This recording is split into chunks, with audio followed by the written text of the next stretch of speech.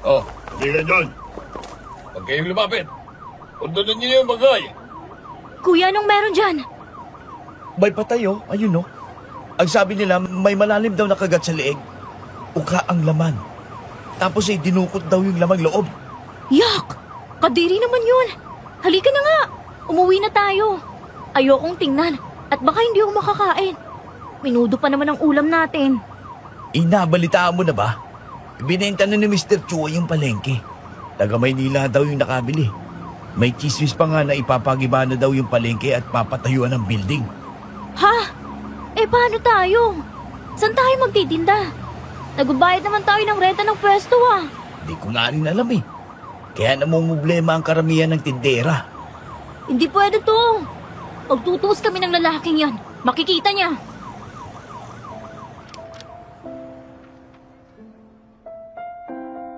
Ikaw ba yung taong may malakas na personality?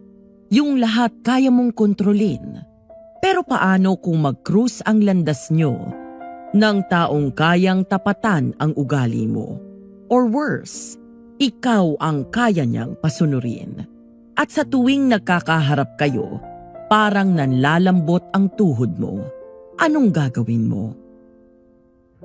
Dear Aswang Diaries and Madam Venus, isang magandang araw po sa inyo. 10 minuto bago mag-alas 10 ng gabi, habang nakikinig ako sa isa sa mga tampok na kwento sa inyong YouTube channel, naisipan ko na gumawa rin ng sulat para ibahagi sa inyo ang sarili kong karanasan tungkol sa aswang na sinamahan ng pag-ibig na hindi ko inakala na matatagpuan ko sa gitna ng takot. Tawagin niyo na lamang po ako sa pangalang Princess, isang tindera ng baboy na siga at tigasin sa palengke. At narito po ang aking kwento.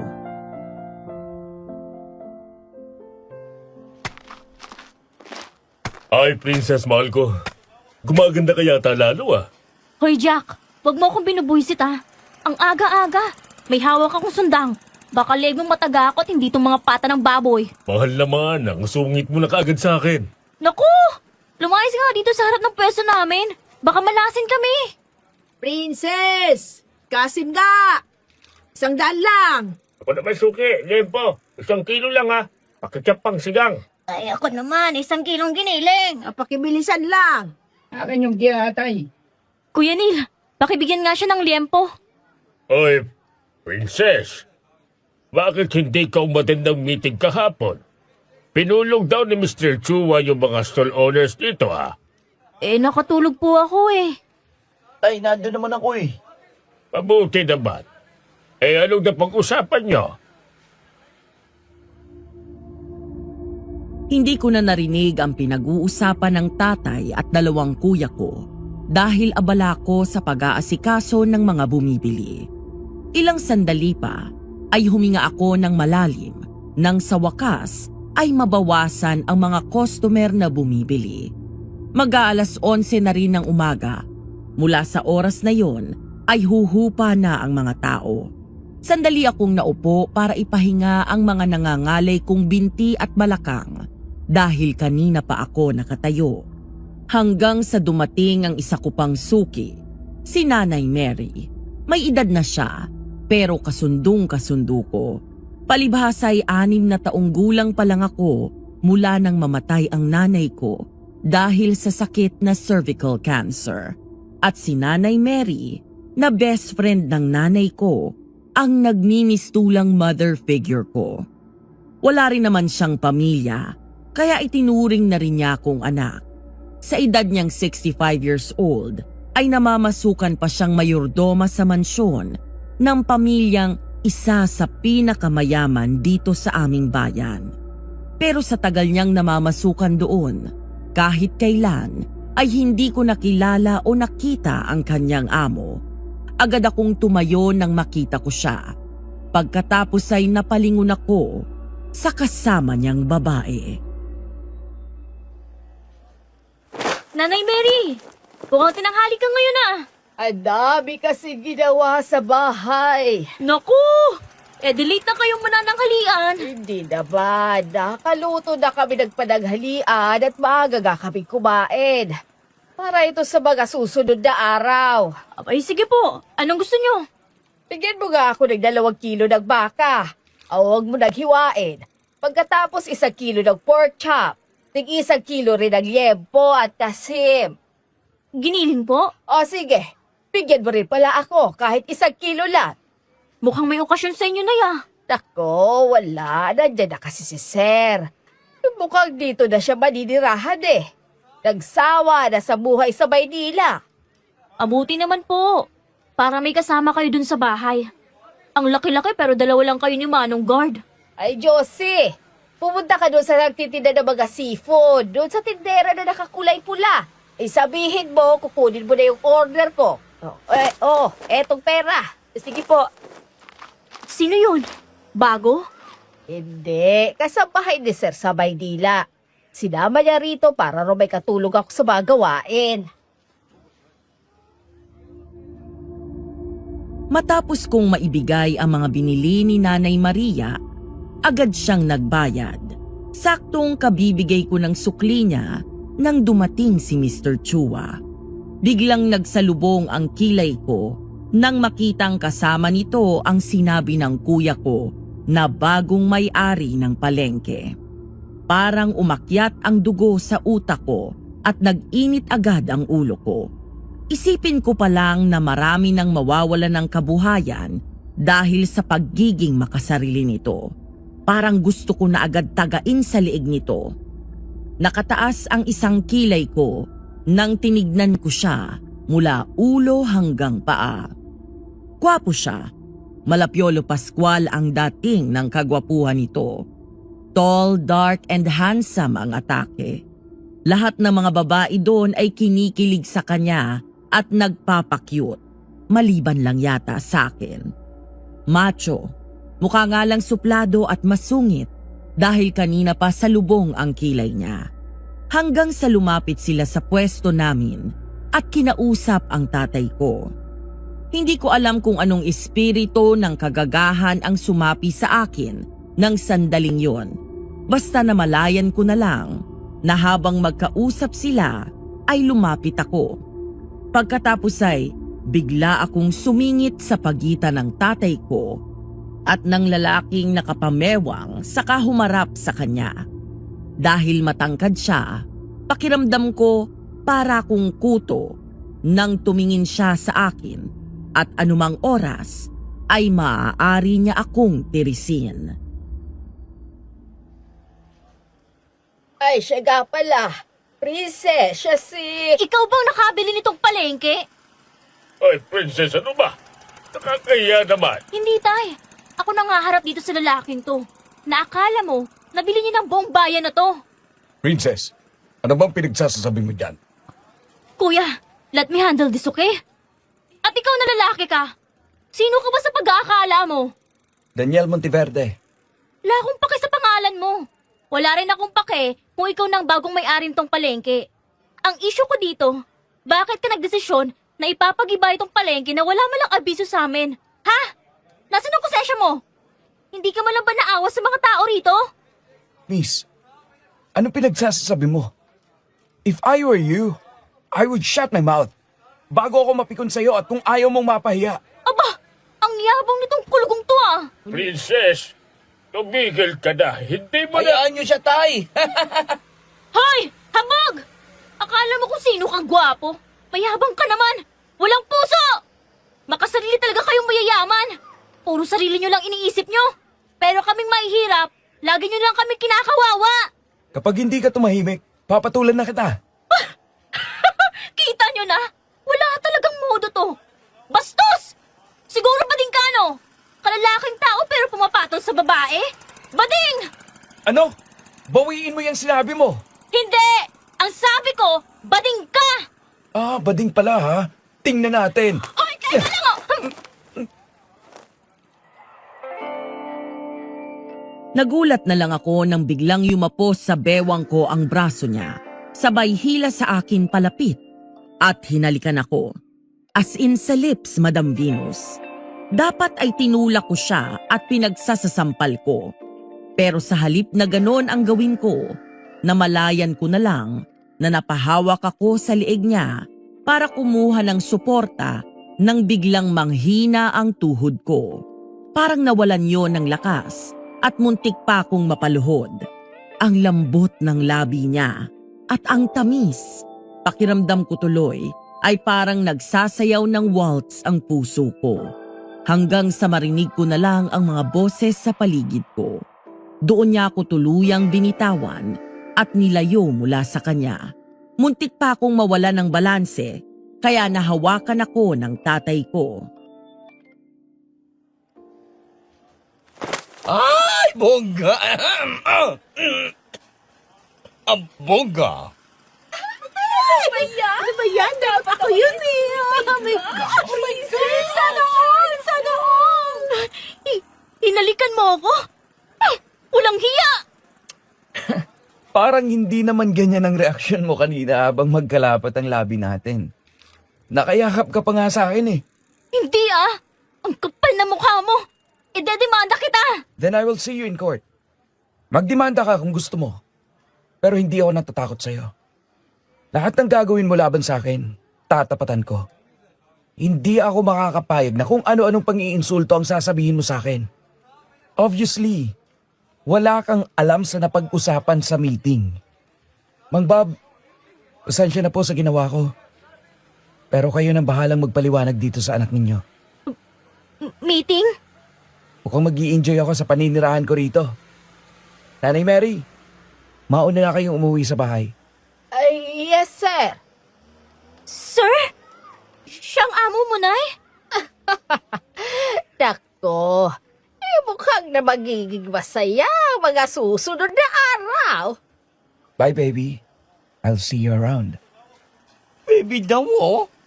Wagi. Tol, nag-iba yata ang boses mo. Biglang nababali eh. Anong nag-iba? Oh, hindi ah. Oh, Bakit ka sumusugod nang hindi mo na nagtatanong? yan kasi. Tulog ng tulog. Oo, pagigiba ito. Pero may paglilipatan sa ating pwesto. At yung building na gagawin dito, yun ang magiging bagong palengke.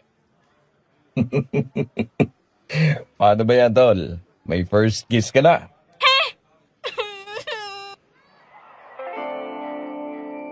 Nang mga sandaling yon, ay gusto kong kunin ang ulo ng baboy na nakadisplay sa pwesto namin.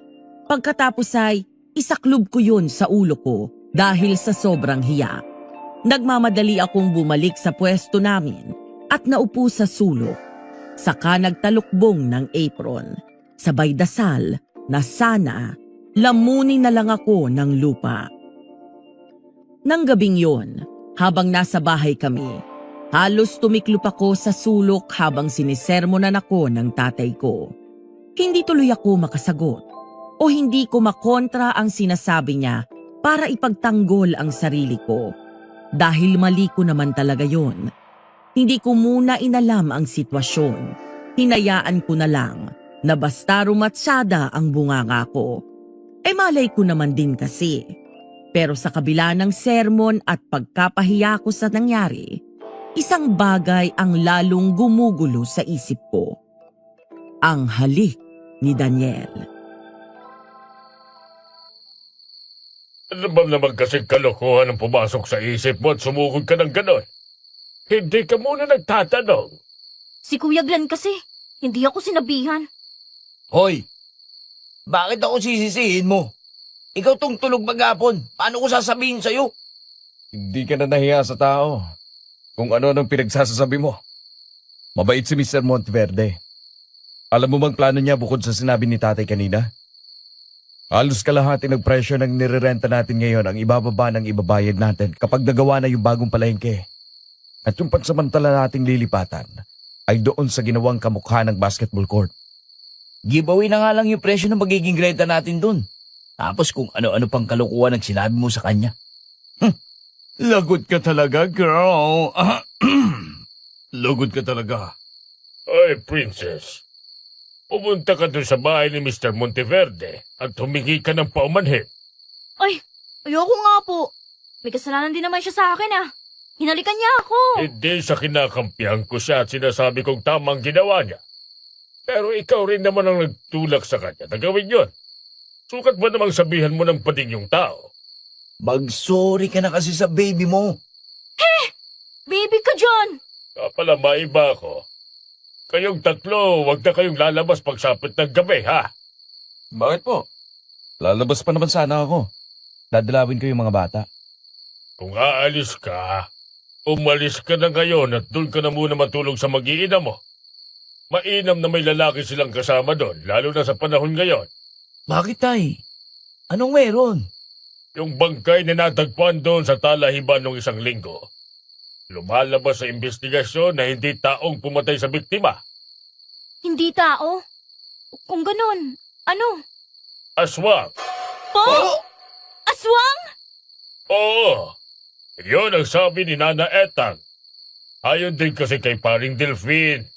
Ayon sa investigasyon nila, lumabas daw sa resulta ng lab na may nakita silang hindi matukoy na specimen. Kahit pulis yun, naniniwala yun sa mga aswang. Kaya kinonsulta niya si Nana Etang. Laway ng aswang ang nakita sa biktima. Yun siguro yung narinig kong pinag-uusapan ng ilang tindera sa palengke. Teka nga, aalis na ako. Pupuntahan ko yung pamilya ko. Malay mo kuya, pagkabati na kayo ni Ate Mildred. Patawarin ka na niya at magkabalikan kayo. Sana nga. Sige, alis na ako. Mag-ingat ka sa pagmumotor mo, ha? At kayong dalawa, bukas kailangang 8:00 nandito na kayo sa bahay. Opo, tay. Kinabukasan, dala ang kakanin at prutas na peace offering ko. Kahit na nahihiya ako, lakas loob akong nagpunta sa bahay ni Daniel. Sinadya kong hindi pumunta ng maaga sa pwesto dahil naroon naman si tatay at 2 kuya ko. Pagbaba ko ng tricycle, ay agad akong sinalubong ng guard at pinagbuksan ng gate. Dahil kilala na nila ako doon, pinapasok na ako sa loob. Pagdating sa pinto, kakatok pa lang sana ako nang biglang bumukas yun at sinalubong ako ng ngiti ni Ate Josie, ang kasambahay na kasama ni Nanay Mary. Hi. Hello po. Nandyan po si Sir Daniel o kaya si Nanay Mary. Si Sir Daniel? Wala rito. Si Nanay Mary naman may ginagawa sa kusina. Princess! Ay, Nay! Halika, pumasok ka. Tuloy ka. Salamat po. Pumasok agad ako nang luwagan ni Josie ang pinto. Sumunod naman ako kay nanay sa kusina. Pagkatapos ay nilapag ko ang dala kong basket sa island counter. Habang hinihintay kong matapos si nanay sa ginagawa niya, napakunot noo ako nang maramdaman ko na parang may nakatingin sa akin mula sa kung saan. Nang tumingin ako sa labas ng bintana, napakunot noo ako. May nakita akong tao na mahaba ang buhok at maitim ang balat.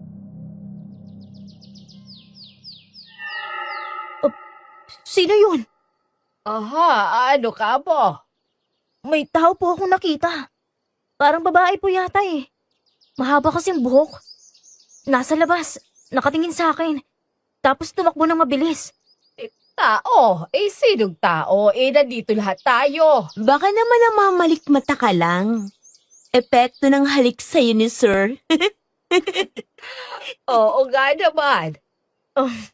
Kaya nga pala po ako napunta dito dahil doon. Hindi dahil sa kiss ha? Para lang mag-apologize. Ako, wala dito si Daniel na ganitong oras. Nasa trabaho. Kung wala sa opisina, tiyak na nasa labas yun at binibisita ang mga proyekto niya dito. Ganun po ba? Kung magsasorry ka kay Sir, kailangan mo lang talaga ng mahabang pasensya doon. Masungit kasi yun, tsaka may pagkasuplado. Pero mabait naman yun. May pinagdaraanan lang siya, kaya ganoon. Sige po. Iwan ko na lang po muna to rito. Pakisabi na lang din galing sa akin. Next time na lang po kami mag-uusap. O sige, alis ka na. Opo, uuwi na po ako. Binigay ko lang po talaga yan. O sige, mag-iingat ka ha. Opo, Nay. 15 minutes na akong naghihintay ng tricycle pero wala akong masakyan. May dumaraan naman. Kaya lang ay puro may sakay. Kaya naman naglakad na lang ako. Tutal naman ay maliwanag pa. Ilang sandali pa. May huminto na luxury SUV sa gilid ko. Bahagya pa akong napaatras nang ibinaba ng driver ang bintana. Nanlaki ang mata ko nang makita si Daniel. Bigla kong inangat ang tote bag ko at itinago ang mukha ko. Pagkatapos ay nagmadali akong naglakad palayo. Ang akala ko, ready na akong harapin siya. Hindi pa pala. Naramdaman kong nag-init ang mukha ko nang maalala kung paano niya ako hinalikan at kung paano ako mula sa maangas at tigasin ay naging weak girl sa isang iglap. Bigla tuloy akong kinabahan at gusto kong mag-dive sa halamanan at maging nuno sa punso na lang. Hi, baby. Where are you going? Ang akala ko, hinahanap mo ako. Bakit ka umaalis? Paano mo nalaman? Tumawag ako kay Nanay Meret, sinabi niya sa akin. Natanaw kita nung malapit na ako sa bahay. Kaya sinundan na kita. Wala yun. Kalimutan mo na lang. Sumakay ka na, baby. She! Anong baby? Hindi mo ako baby. E di gagawin kitang baby. Mula ngayon, baby na kita. Ano bang trip mo? Ikaw, Ay, Lord! Konsumisyon! bakit parang naiinis ka? Hindi ganyan ang gustong mag-sorry. Huminto ako nang maalala ko ang totoo kong pakay, kaya ako nagpunta doon. Huminga ako ng malalim sa kalakas ng loob na humarap sa kanya. Bahagya pang humangin ng malakas, kaya nilipad ang mahaba kong buhok. Matapos kong hawiin yon, saka ako tumingin sa kanya. Napakunot noo ako nang mahuli ko siyang titig na titig sa akin. Magsasalita na dapat ako nang biglang buksan ni Daniel ang pinto ng kotse. Kaya napaatras ako. Pagbaba, hinawakan niya ang kamay ko. Pagkatapos ay hinila sa kabilang side ng sasakyan. Saka binuksan ang pinto para sa akin. Sakay na. Dito na tayo sa kotse mag-uusap. Let's go somewhere quiet and private. Baka kung saan quiet and private yan Baka dun sa kwartong walang bintana mo ko dalhin. Motel? Ang cheap naman ang taste mo. Hindi ka para doon, baby. Kung may pagdadalan ako sa'yo, sa kwarto ko na. Mas maganda pa yun sa hotel. Tingnan mo na! Kaya wala akong tiwala sa iyo Oo, ikaw ang nagsimula. Sumakay ka na kasi. Basta magtiwala ka sa akin. Suplado ka talaga. Eto na nga, ang sungit. Higit 5 minuto na kaming nakatigil doon sa parking lot sa isang park. Mukhang wala naman siyang balak na magyaya na bumaba. Kaya tahimik lang din ako. Sa 5 minuto na yon, ay puro buntong hininga lang ang lumalabas sa bibig ko. Hindi rin naman niya ako minamadali. Hanggang sa lakas loob na akong nagsalita.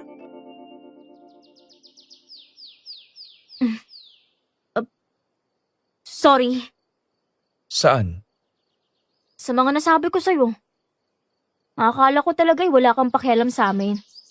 Kasi aminin natin, yung ibang gaya mo na mayaman, wala silang pakialam kung makakasagasa sila sa kabuhayan ng mga gaya namin. Well, I'm not one of them. Pinalaki ako ng mga magulang ko.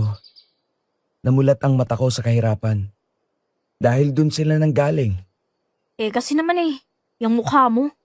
Mukha kang walang pakialam. Nakasimango tapos hindi ngumiti. Yun talagang personality ko eh. So ano? Peace na ba tayo? Patatawarin mo na ako? Depende. Paanong depende? Patatawarin lang kita kapag pumayag kang maging baby ko. Alam mo, kanina, sabi nila sa akin na may hirapan akong mag-sorry sa'yo. Ang buong akala ko, susungitan mo ako. Hindi ko akalain na dahil sa kakulitan mo. Tigilan mo nga ako ng kaka-baby mo. Ayaw mo? Sige, hindi kita patatawarin. Dodoblehin ko ang presyo ng renta ninyo sa bagong magiging pwesto. O hindi! Ito naman hindi mabiro. This is why I find you interesting. You're cute. O, teka, maiba ako. Sabi ni Nanay Mary, dito ka na raw titira. Eh, liblib tong bayan na to. Tapos, may napapabalita pang aswang ngayon.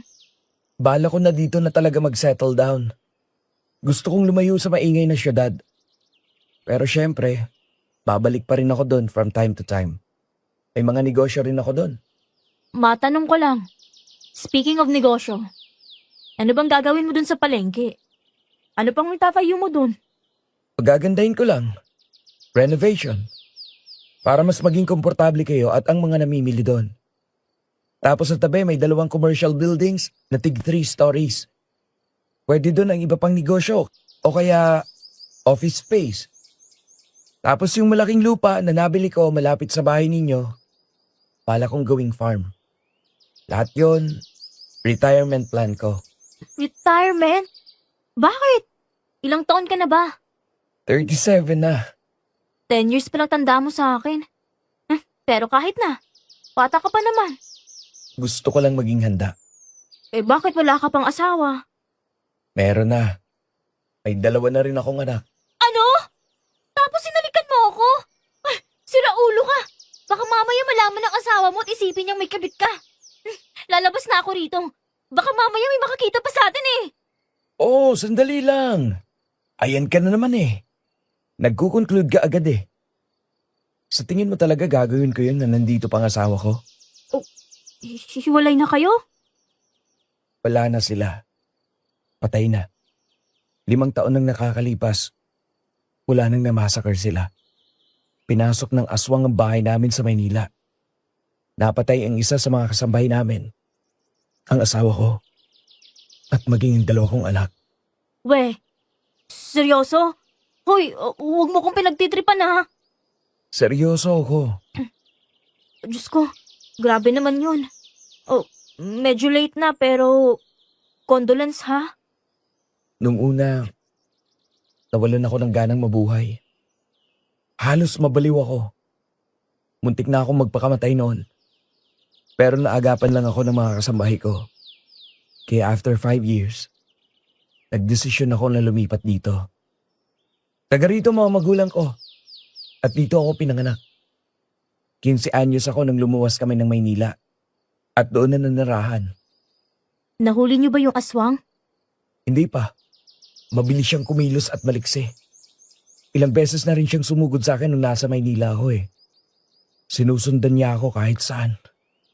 Isa pa yun sa mga nagtulak sa akin. Kaya lumipat ako dito. Dito kasi sa probinsya, kung sakaling sundan niya ako at sumugod sa akin, marami akong manghihinga ng tulong para mapatay siya. Baka siya na yung aswang na pumatay dun sa isang biktima nung nakaraang linggo. Yun din ang hinala ko. Yung mga sugat at paraan ng pagpatay niya sa biktima, parehas sa pamilya ko. Grabe, nakakatakot naman yun. Pasensya ka na ha. Hindi na maganda ang unang pagkikita natin tapos eto ako. Naghihinga pa ng problema ko sa buhay. Okay lang. Makabawi mo lang ako sa atraso ko sa'yo. Okay na yon. Pero ako ba talagang first kiss mo? Ay naku, huwag na nga nating pag-usapan. Akala ko ba suplado ka? Bakit ang lakas mong mang-asar? Halika. Samahan mo na lang akong kumain. Nagugutom ako eh. Mula doon sa park kanina ay nagpunta kami sa isang restaurant.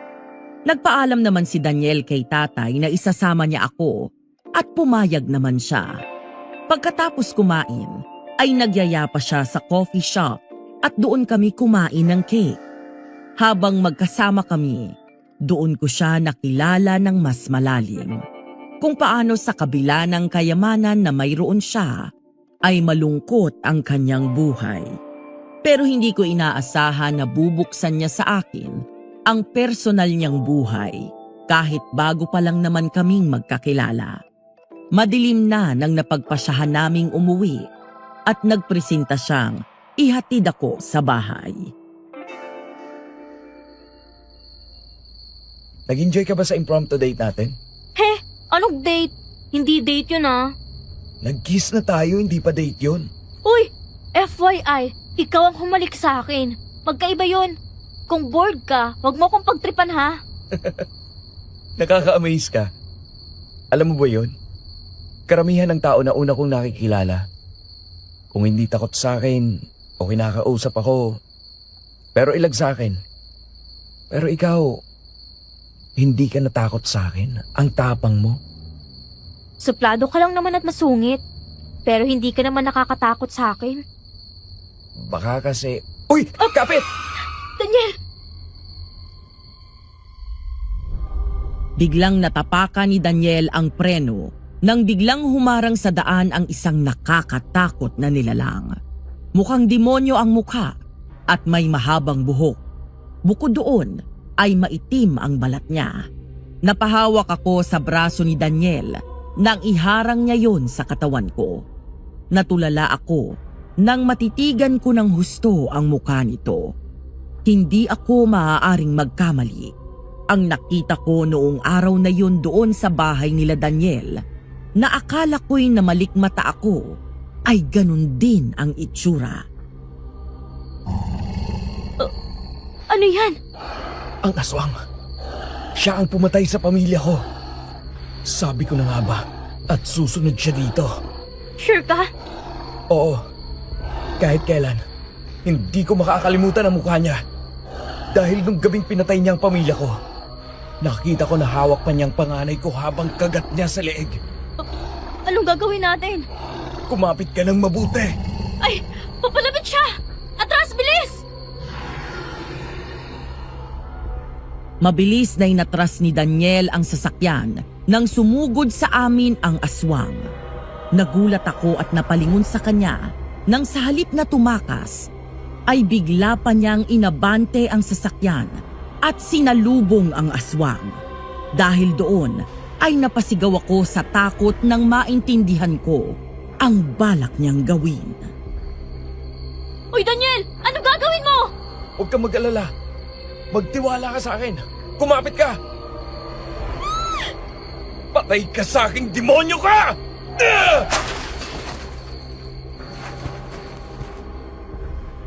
Sinalubong ni Daniel ang aswang at malakas na binangga. Kitang-kita ko kung paano tumilapon ang aswang. Ang akala namin ay patay na ito dahil ang tagal niyang nakabulagta sa gilid ng kalsada. Pero nanlaki ang mata ko nang nagawa pa nitong tumayo. Pero mukhang napuruhan ito dahil sumusuray ito ng tumayo saka nagmamadaling tumakas. Bababa sana si Daniel para sugurin ang aswang, pero nagmamadali itong tumakas. May sa demonyo nga! Buhay pa rin! Ang sabi ni tatay sa akin, hindi raw basta-basta napapatay ang aswang. Paliban na lang kung sa puso ang tama niya o sa ulo. Pero ngayon confirmed na. May aswang nga talaga. Okay ka lang? Oo. Ayos lang ako. Pero may naalala ako. Yung aswang na yun. Parang nakita ko siya sa bahay mo. Di ba nagpunta ako ron kanina? May nahagip ang mata ko na kamukha ng aswang na yun. Nasa labas pa nga eh. Sa likod ng bahay mo. Hindi na ako magugulat. Pero sasabihin ko rin kay Nanay Mary. Uy, mag-ingat ka ha. Kung totoo na ikaw ang habol ng aswang, magdoble ingat ka. May mga nakalagay na pangotra sa buong bahay. Si Nanay Mary mismo ang naglagay nun. Pati na rin sa kwarto ko. Don't worry, baby. I'll be fine. Ay nako, ayan na naman siya sa pa-baby-baby niya. Ang sarap mong asarin. Nawawalan pagiging tigasin at siga mo. Napakapikon mo pa. Bahala ka nga dyan. Hindi na kita kakausapin. Malapit nang magtanghalian. dahil tuwing umaga lang talaga ang schedule ko doon sa pwesto namin. Pagdating ng ganoong oras ay umuuwi na ako para makapagpahinga at harapin naman ang mga gawaing bahay. Matapos kong alisin ang apron ko at isukbit ang bag ko, ay nagpaalam na rin ako. Tay, uwi na po ako. Siya, sige anak, mag-iingat ka ha. Iuwi mo tong baka. Magluto ka ng bistek Tagalog. Bumili ka na lang nga ng sahog bago ka umalis. Sige po. Princess, idagdag mo tong kalahating kilo na gagawin mong bistek para dadalhan ko ang mga bata mamaya. Oh, sure. Bye, Sisi. Sandali nga. Bading ka ba? Ay, hindi ha. Akala ko bading ka eh. Nababali na naman ang boses mo. Bye, sis. Matapos kong bumili ng mga pangsahog para sa ulam namin mamayang gabi, ay naglakad na ako palabas ng palengke. Malapit na ako sa exit nang bigla akong hinarang ni Jack. Agad akong sumimangot at nagtakip ng ilong nang malanghap ko ang malakas na amoy ng pinaghalong alak at anghit nito. Ngumisi siya sa akin kahit nagkakandaduling na siya sa kalasingan. Nag-make face pa ako na parang nandidiri ako sa kanya. Pagkatapos ay sinubukan kong lagpasan siya. Natigilan ako nang humarang pa rin siya sa daan ko.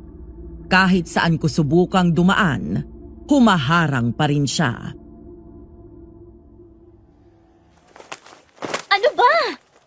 O ba talaga hindi sasagutin? Ikaw nang sumagot sa tanong mo. Bakit ha? Dahil ba sa mayabang na Daniel Monteverde na yon? Hoy, Jack. Umuwi na damay dito yung tao ah. Lumayas ka nga sa harap ko. Hindi ako alis dito hanggat hindi mo ako sinasagot. Ang tagal-tagal ko nang nanliligaw sa'yo eh. Hindi mo ako pinapansin tapos ang Daniel na yon. Ganun-ganun lang. Nahalikan ka lang tapos siya ang pinapansin mo. Wapo rin naman ako ah. Alam mo kung anong pinakaayaw ko sa'yo? Ang lakas ng putok mo. Ang sakit sa ulo ah. Ay! Sa wakas, may nagsabi rin sa kanya. Oo nga. May putok! Oo. Sabi sa'yo pare, ayaw mo pang maniwala. Ayaw ko kasi maniwala eh. Natigilan si Jack at tinaas ang kilikili, saka inamoy ang sarili. Bahagyang nalukot ang ilong niya at tinakpan yun. Mukhang kahit siya ay nabahuan sa sarili niya. Dahil doon ay nilagpasan ko na siya at hindi na ako lumingon pa. Ang buong akala ko ay tinigilan na niya ako. Hanggang sa may biglang humablot sa braso ko at sapilitan akong hinila at pinihit paharap. Paglingon ko, sumalubong sa akin ang galit na mukha ni Jack. Ano ba? Bitiwan mo nga ako! Dali lang, pinahiya mo ako. Dahil ayaw mo akong tigilan. Paulit-ulit na kitang sinasabihan na tigilan mo na ako ah. Pero ayaw mong makinig. Pinipilit mong sarili mo sa akin. Hindi ko palalagpasin ang ginawa mong to. Ewan ko sa'yo. Bumili ka ng kausap mo. Bitawan mo sabi ako eh. Kung halik lang palang gusto mo, halika dito at ibibigay ko sa'yo. Mas magaling akong humalik sa ambog na Monteverde na yon. At huwag mong subukang tawagin ang tatay at mga kapatid mo ha. Dahil kaya ko silang durugin. Bakit ko ba sila tatawagin? Kung kaya ko namang mag-isa. Aray! Masakit! Hayop ka!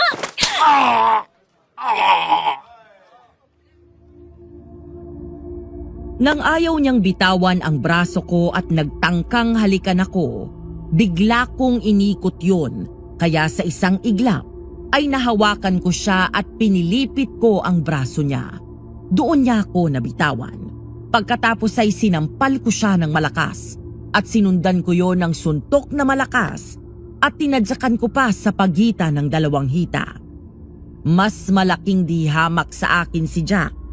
Para sa height ko na 5'3" at balingkinitan ang katawan.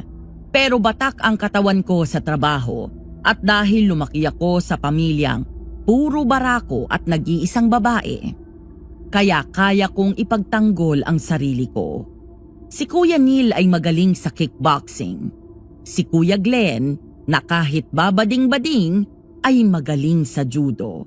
At ang tatay kong may black belt sa taekwondo. At tinuruan nila ako ng self-defense. Yun din siguro ang dahilan, kaya ako nabansagang tigasin at siga sa palengke. Nagtawanan ang mga tao nang bumagsak si Jack at nakatulog, habang humahangos na dumating si tatay at Kuya Neil. Sa susunod, kikilalanin mo munang babasusin mo, ha? Yung tulog. Wala ka pala eh! Tulog oh! Si Princess lang palang katapat mo. Anak, ganong nangyari? Wala po. May tinuruan lang ako ng leksyon. Babae ka ba? Langya. Nanakaut mo si Jack. Ang kulit eh. Aalis na po ako, tay. El, bakit gising ka pa? Hindi po ako dalawin ng antok eh. Ang akala ko may kausap ka sa telepono. Yung picture po ni Selena ang kinakausap ko.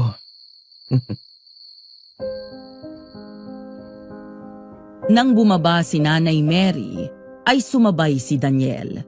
Pagdating sa kusina, kumuha siya ng beer saka naupo sa bar chair. Pinaghain pa siya ng pulutan ni Nanay. Saka naupo sa hindi kalayuan mula sa kanya. Napalingon daw siya sa matanda nang marinig na bumuntong hininga ng malakas. Narinig ko ang sinabi mo kanina. Si Princess ba ang tinutukoy mo? Opo. Pero wag niyong isipin yon. Kailan lang naman kami nagkakilala ni Princess eh. Hindi pa magandang unang beses na pagkikita namin. I just find her interesting. Anak, sana wag mong pigilan ang sarili mo. Kung gusto mo siyang kilalanin pa, sige lang. Kung gusto mo siyang yayain na baka date, labas lang kayo. Kahit naman gano'n ang batang yon, mabait yon. Boto ho ba kayo sa kanya? Oo naman. Alam mo, patagal ko nang kilala ang mga magulang niya. Maayos nilang pinalaki ang mga anak nila, lalo na yan si Princess. Minsan galag eh. Ay, siga ko, Bilos. Kanina ay binilita sa akin ang tatay niya na may pinabagsak sa palengke. Pinabagsak? Binastos daw siya, kaya yun, sinapak niya, tulog. Abe, kilala ko yung si Jack. Malaki ang katawan doon. Kaya siguro hindi ko siya makalimutan. Dahil sa kakaibang ugali niya. Pagbigyan mo ang sarili mong maging masaya ulit, Daniel. Dahil tsaka ko na yun din ang gusto ni Selena para sa'yo. Yung tumanda ka na ba'y kasama ka? Salamat po, Nay. Salamat dahil hindi niyo ako iniwan. Alam mo, parang anak na kita. Saka nag-iisa na rin ako sa mundo. Ikaw na ang itinuturing kong pamilya. Ang dalawang matalik kong kaibigan. Ang mami mo at ang nanay ni Princess ay maaga na rin kinuha ng Panginoon. Kaya huwag ka mag-alala. Hanggat kailangan mo ako, nandito ako. Hindi kita iiwan. Sige po. Patulog na kayo. Magpapantok lang ako. Siya, sige.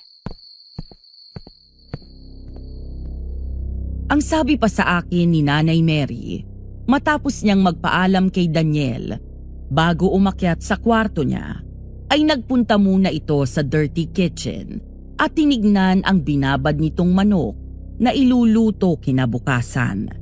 Matapos isara ang pinto ng refrigerator, ganun na lang ang gulat ni Nanay Mary nang makitang nakatayo na doon ang aswang.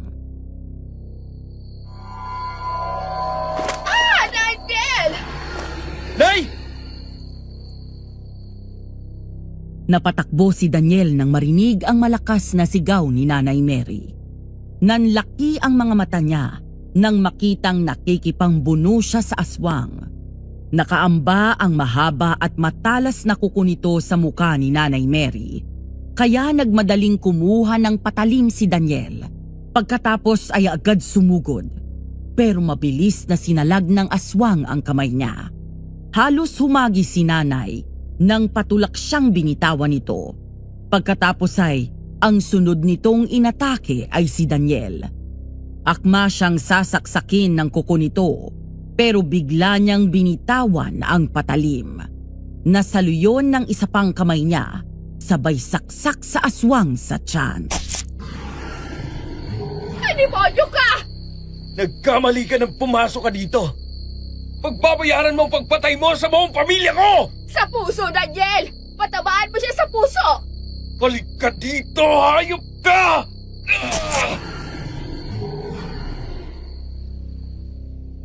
Sumugod ulit ang aswang. Ngunit bago siya makalapit kay Daniel, ay sinabuya na siya ni Nanay Mary ng asin. Nang tumama yun sa mukha nito, napasigaw ng malakas ang aswang. Ang kwento pa nila sa akin ay kinuha yung pagkakataon ni Daniel at nasaksak niya ng direkta sa puso ang aswang. Galit na galit at nanggigigil sa galit na diniinan pa nito ang patalim habang umaagos ang luha sa mga mata. Hayop ka! Kulang pang buhay mo dahil sa ginawa mo sa pamilya ko! Anong kasalanan nila para patayin mo ng ganon? Bakit pati ang anak ko walang kamalay-malay? Sir, ano po nang... Ay! Aswang! Josie, yung pinto isara mo! Ibabalik ka dito! Demonyo ka! Ang kwento ni Nanay Mary, binunot daw ni Daniel ang patalim para sana'y saksakin ulit ang aswang. Doon na biglang dumating si Josie na nagising sa ingay. Dahil nasa likod ang staff quarters, doon sila talaga dumadaan sa pinto ng dirty kitchen para makapasok sa loob ng mansyon. Dahil nakabukas yun, naitulak pa raw ng aswang si Daniel at tumama ang likod nito sa gilid ng counter. Habang si Josie ay nakatayo sa harap ng pinto. Malakas na tinabig para umalis sa kanyang daan. Pero pagdating sa labas, ay biglang bumagsak ang aswang. Saka nang hihinang gumapang. Nanghihina na siya. Mamamatay na yan. Sandali. Tatawag ako kay Kapitan. Sige. Okay lang po kayo? Oo. Bantayan mong mabuti yung aswang. Huwag mong aalisin ang tingin mo dyan. May kukunin lang ako. Opo, sir. Nagmamadali daw siyang umakyat sa kwarto. Ayon pa kay Daniel, ipinakilala daw pala siya ni tatay kay Nanay Etang. Nang puntahan niya ang albularyo at ipakita ang sketch ng aswang, may ibinigay daw itong medalyon sa kanya. Isuot daw niya yon sa aswang, saka saksakin ulit sa dibdib para tuluyang mamatay at hindi na makabalik ang espiritu nito. Dahil ang klase ng aswang daw na yon ay kayang mag-anyong ibang hayop. Kaya nagawa nitong makasunod sa kanya kahit saan. Kapag daw namamatay ito, umiikot lang daw ang espiritu nito sa paligid hanggang sa makahanap ng bagong katawan na pamamahayan. Pagbalik niya, nakita niyang nasa pinto na si Josie habang nakatingin sa aswang. Huwag kang lalapit. Baka ikaw naman ang masaktan. Opo. Isuot mo sa kanya ang medalyon, bilis! Ano pong gagawin niyo? Ang bigyan ng hustisya ang pagkamatay ng pamilya ko. At ang ginawa niya sa'yo na dapat matagal ko nang ginawa.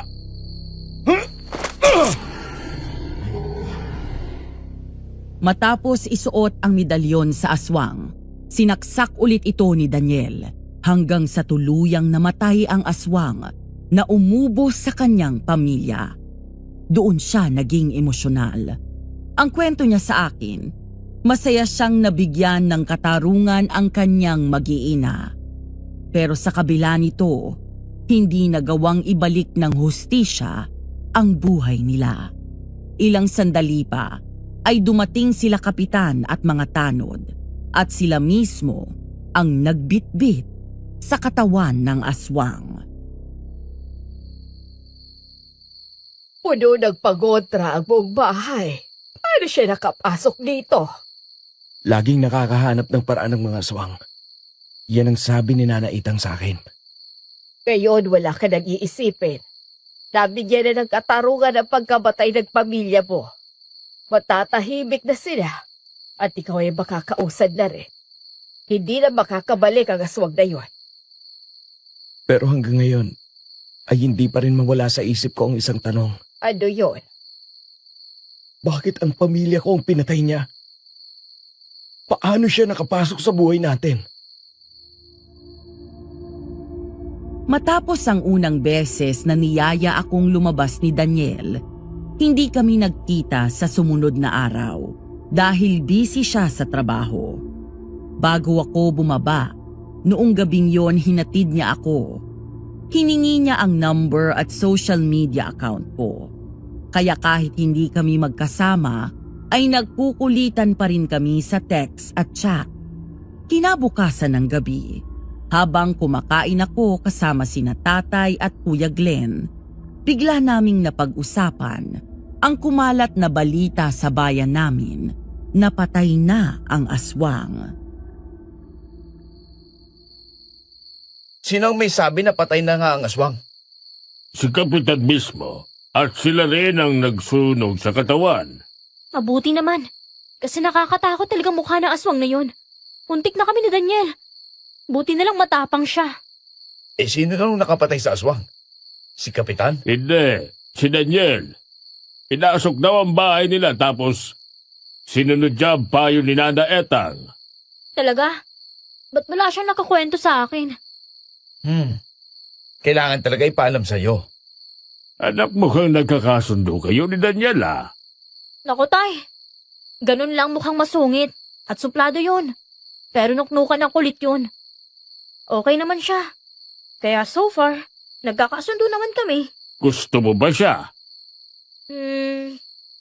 So far, masasabi ko na oo. Okay naman siya. Pero kailan lang kami nagkakilala eh. Sino kaya yun? Teka, kilala ko yung kotse na yun ah. Daniel? Natigil kami sa pag-uusap nang marinig namin ang mahinang busina ng sasakyan sa labas. Agad kaming tumayo at sumilip sa bintana. Nagulat ako nang makilala ang kotseng nakaparada sa harap ng bahay namin. Nang bumaba si Daniel sa kotse, pasimple akong binangga ni Kuya Glenn sa balikat, sabay bulong sa akin. Ganda mo ngayon, ha? Anak, bakit ganyan ang boses mo? Bading ka ba? Hindi po. Siga kaya ako to. Siga ako, tay. Magandang gabi po, Mang Bob. Magandang gabi naman, Daniel. Halika, tuloy ka. Anong ginagawa mo rito? Wala kasi akong kainuman sa bahay eh. Puro babaeng kasama ko doon. Pasensya na po kung nakakabala ako. Ano bang balang sinasabi mo? Pumasok ka na rito. Sakto at day off ko sa pagtitinda sa pwesto bukas. Hindi pa rin eh. Nagdala ako ng pagkain. Bango, ha? Halika, sabay ka na sa amin. Kain ka muna bago kayo uminom. Princess, maglagay ka pa ng isang pinggan dito. Salamat. Mula sa gabihan hanggang sa mag-inuman na sila, napuno yun ng kwentuhan at tawanan. Yun din ang unang beses na narinig ko siyang tumawa ng malakas. Kalaunan ay nakisali na rin ako sa kanila. Hanggang sa paglipas ng oras, ay unti-unti na kaming nalalasing na mag-aama. Pero si Daniel, hindi yata nalalasing ang kumag na yon. Kaya nakita niya kung gaano kami kakalat kapag nalalasing. Ako nga ay tabatin mo lalaki, ha? May gusto ka ba dito sa dalaga ko, ha? Maganda po si Princess. Lahat ng lalaki, siguro'y magugustuhan siya. Ang dami pag paligoy-ligoy eh. Oo o hindi lang. Opo, gusto ko po siya. May balak ka magligawan siya. Mas mabuti po siguro na mas makilala pa namin ang isa't isa. Hindi pa po nagtatagal mula nang magkakilala kami. Yan ang gusto ko sa'yo. Hoy, princess. Habang niligawan ka nito, sagutin mo na. Total naman hinalikan ka na nito. Mang Bob, yung tungkol po doon, formal po akong humihingi ng paumanhin sa inasal ko. Nabigla lang din po talaga ako dahil medyo mainit ang pagtatalo namin ni Princess. Ayos lang yun. Mabuti nga yun para magkilos babae naman tong dalaga ko. Abay, masiga pa to sa mga siga sa kanto eh. Tigasing masyado. Hoy, Papa Danny. Ingatan mo ang sisi ko. Kung hindi mo siya type, nandito naman ako. Ay, anak. Bakla ka ba, ha? Hoy naman. Hindi ho. Nasaan ba ang mga chika babes natin dyan? Ito talaga binata ko. Lalaking lalaki ito. Anong lalaki? Berde tugo niyan eh. Ay, Tekel, ako mauuna na, ha? Inaantok na ako. Good night, Papa Dan. Good night, Tay. Good night. Pare, sweet dreams, ha? Sige, good night. Tulog ka na. Hindi pa ako lasing. At iba yata to sa inuman. Tingnan mo ah. Sashot pa ako ng isa. Oo, tama na yan. Ikaw, sino ka ba ha? Bakit ka biglang sumulpot sa buhay ko? Alam mo, mula nung dumating ka, mula nung ninalikan mo ako, hindi ko na makalimutan ang halik mo. Talaga? Oo, gago ka eh. Nanahimik ako tapos inakaw mo yung first kiss ko? Sorry. Galit ka ba sa akin? Galit? Hindi. Basta ba, ulitin mo yung kiss. Ha? Baka patayin ako ng... Ang sarap. Papatayin ako ng tatay mo nito eh. Alika na nga. Ihahatid na kita sa kwarto mo. Ayoko pa. Dito lang ako. Sabi mo, baby mo ako eh. Oo nga, pero... Dito na lang muna ako, please. Nag-iisa ka yata. Oo nga eh. Nilayasan kasi ako ng mister ko. Gusto mo ba akong samahan? Sige ba? Saan ba tayo pupunta? Malamig ngayong gabi. Gusto mo bang magpainit tayo? Sure. Saan mo gustong pumwesto, ha? Halika dito. Dito tayo.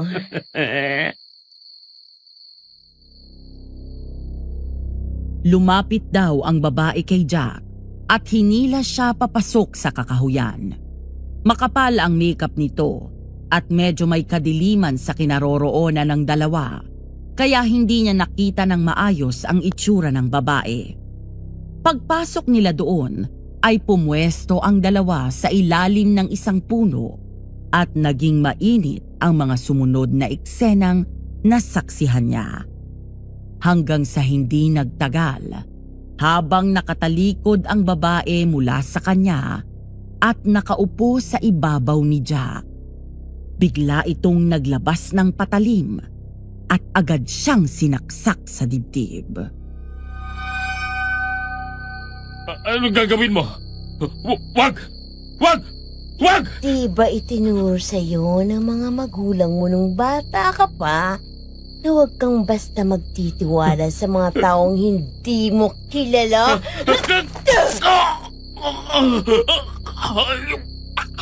Pasensya ka na. Pero kailangang mabuhay ulit ang kapatid ko. Jack, ano? Oo nga, biglang nawala yun. Balita ko, nag-asawa na raw. Si Princess kasi inupakan eh. Ayan tuloy, nag-asawa bigla. Naku, mabuti nga yun. At wala nang nambubuisit sa akin. Anak, uuwi ka ba ngayong tanghali? Opo, tay. Marami akong naiwang gawain sa bahay eh. Hindi ka madadaanan ni Daniel dito. Hindi po. Nasa Cebu pa rin siya ngayon. 2 linggo pa bago siya bumalik rito. Seryoso na talagang punta ng relasyon ninyo ah. Siguro. Wala naman siya sinasabi kung manliligaw ba siya o nanliligaw. Basta kung anong meron sa amin ngayon, ini-enjoy ko. Mahal mo na ba? Secret? Alis na nga ako. O etong galunggong, ipiprito mo. Ulam natin yan mamayang gabi. Bumili ka ng ipapareha natin dyan, ha? Pakbet Tagalog, okay sa inyo? Oy, the best yun! Daniel? Miss me? Daniel! Hi, baby. Bakit ka umiiyak? Namiss kita eh. Namiss din kita. Kaya ako napauwi nang wala sa oras. Nag-cancel ako ng 3 araw na meeting para lang makauwi dito at makita ka. Talaga? Umuwi ka lang dito para makita ako? Oo. Hindi kita matiis eh. Kailan kaya ako umuwi dito bukod sa makita ka? Ano yun? Para itanong sa'yo to. Will you be my girlfriend? Sigurado ka na ba? Baka multihin ako ng asawa mo. Sigurado ako masaya ngayon si Selena para sa akin. Pati ang mga bata. Dahil alam niya na tamang tao ang nakilala ko. I'm sorry if it took me more than a year bago ako nakapag-confess. Wala nang mamatay ang buong pamilya ko. Wala akong ibang nasa isip kundi ang mapatay ang aswang na yon. Pero hindi naging madali para sa akin. Wala akong sapat na kaalaman tungkol sa mga nilalang na gaya niya. Kaya hindi ko siya mapatay.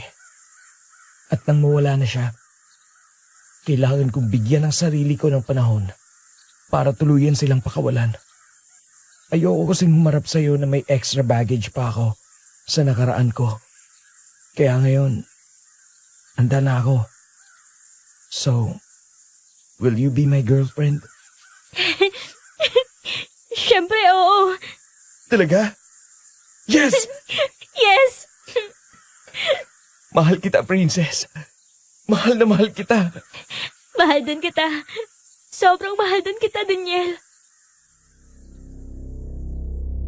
Isang madaling araw, habang nasa kalagitnaan kaming lahat ng pagtulog, sa pag-aakalang payapa ang gabi, wala kaming kaalam-alam na may nakapasok na pala sa bahay namin. Ilang sandali pa, naalimpungatan na ako nang may narinig na bumagsak sa labas ng kwarto ko. Hindi na dapat ako babangon at hahayaan ko lang sana muna kung ano man yun.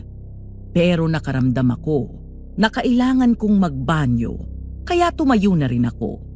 Pagbukas ko ng pinto, biglang nawala ang antok ko nang bumungad sa akin ang isang malaki at nakakatakot na nilalang. Tay! Aswang! Sa wakas, nakita na rin kita. Princess! Ano ba yung ingay na... Ay! Halima! Saan ka pupunta? Hindi ka makakatakas sa akin! Agad kong tinulak ang pinto ko, pero bago pa yun lumapat ay nagawang itulak yun ng aswang. Dahil mas malaki siya at mas malakas, nagawa niyang buksan yun, kaya napaatras ako nang humakbang siya palapit sa akin. Napakapangit ng mukha ng aswang na ito. Matangkad at maskulado ang katawan. Mahaba ang buhok na buhaghag. Ang itsura ng mukha niya ay gaya ng naunang aswang na sumalakay sa bayan namin at napatay ni Daniel. Pero ang isang ito ay lalaki. Natakpan ko ang ilong ko nang malanghap ko ang pinaghalong amoy ng naaagnas na bangkay at amoy ang hit. Hoy, Majoho, kung pangit ka, ha? Sino may sabi sa'yo na pwede ka mag-trespassing dito sa balur namin, ha? O ano, ha? O sige. Ay! Walang iya kung babae ka. Papatayin kita. Subukan mong salingin kahit dulo ng daliri ng anak ko. Dahil ako mismo ang papatay sa'yo. Aba, sasaktan mo ang sisi ko, ha? Halika dito, Majohong bakulaw ka!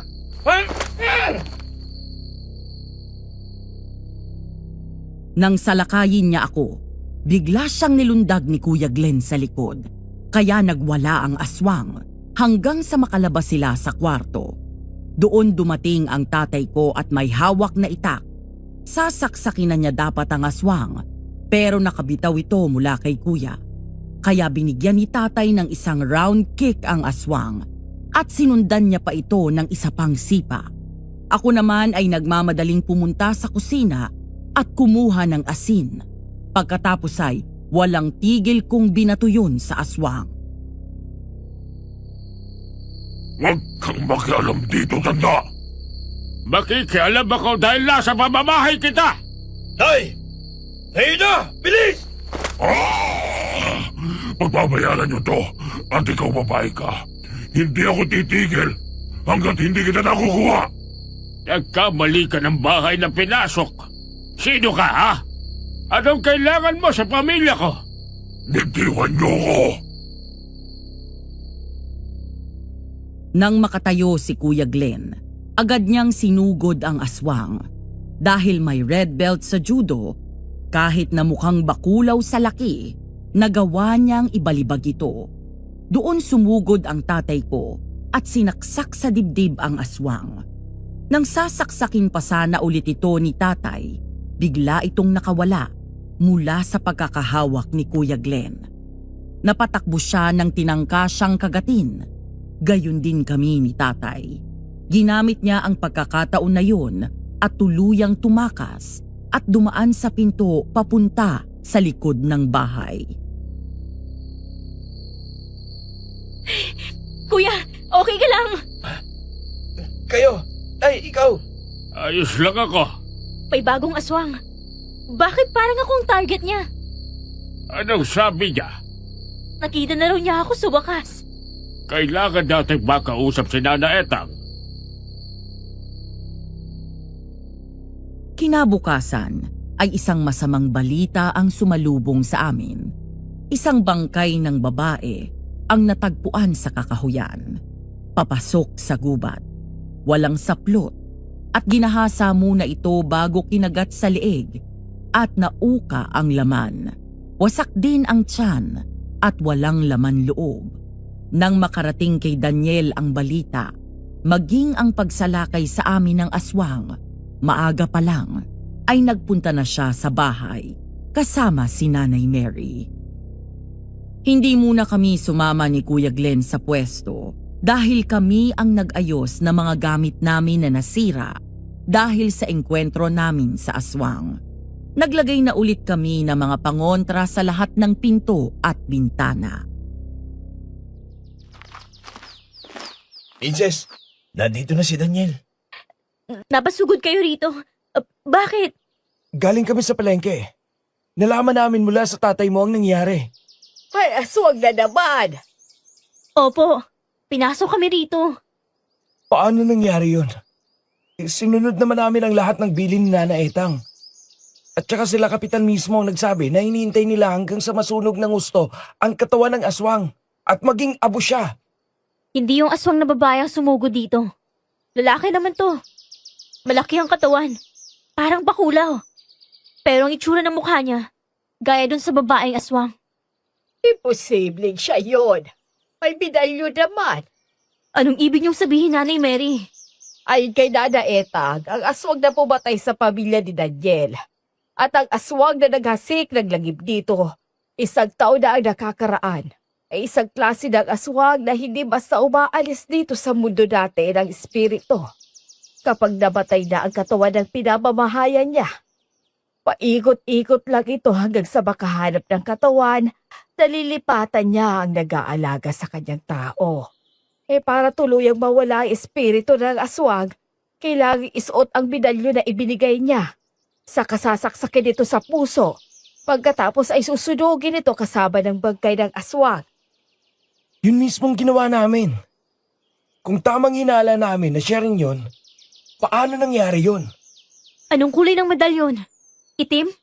Oo, Parang alam ko ng itsura nun. Minsan ko lang nahawakan yun nung pumunta kami ni tatay sa kubo niya. Baka naman fake ang medalyon nyo. teka. Fake? Paano magiging fake yun? Posible. Sabi nga pala ni Nana Etag sa akin, kapag sinuot ang medalyon sa aswang at sinaksak ito, biglang hihinto sa pagtibok ang puso niya. Naalala mo, Daniel, hindi agad namatay yung aswang nung gabing yon pagkasaksak mo sa kanya. Opo, natatandaan ko. Ay, kasalanan ko to. Bakit ko nakalimutan yon? Ipasensya ka na, Daniel.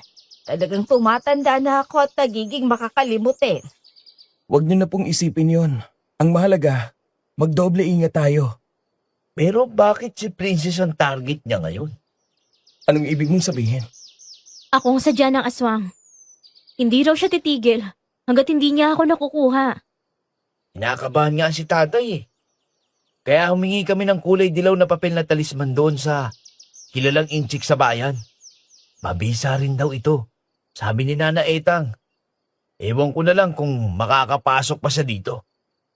Hindi na muna ako babalik sa Cebu. Magpapadala na lang ako ng ibang tao ko ron. Hindi ako pwedeng umalis habang nasa panganib ang buhay mo. Kaya ako namang ipagtanggol ang sarili ko. At saka, puro black belt sa martial arts ang tatay at mga kuya ko.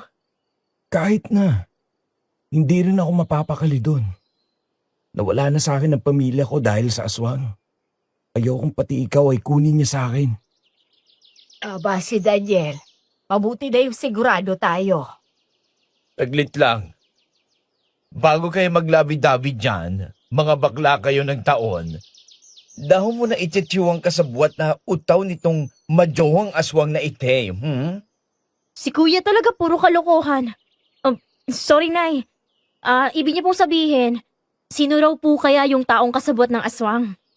Kanina ko pa nga iniisip yun eh. Imposibleng isa sa mga kasambahay natin ay.